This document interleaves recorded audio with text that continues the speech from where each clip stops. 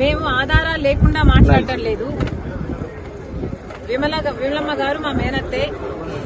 కానీ మేము చేస్తున్న ఏమైతే మాట్లాడుతున్నామో వివేకానంద రెడ్డి గారి హత్య విషయంలో మేము ఆధారాలు లేకుండా మాట్లాడటం లేదు.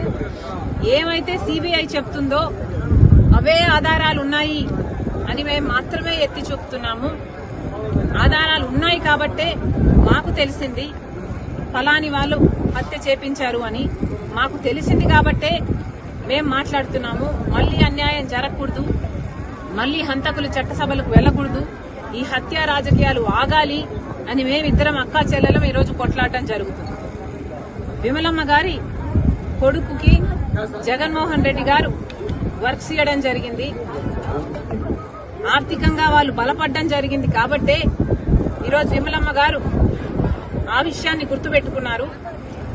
కానీ చనిపోయింది సొంత అన్నని వివేకానంద రెడ్డి గారు తనకు ఎంత చేశారో అన్న విషయము విమలమ్మ గారు మర్చిపోయినట్టున్నారు.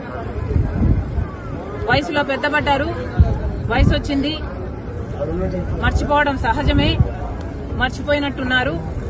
అందులో ఎండాకాలం కాబట్టి ఇలాంటి మాటలు మాట్లాడుతున్నారు. Please ignore it. Thank you.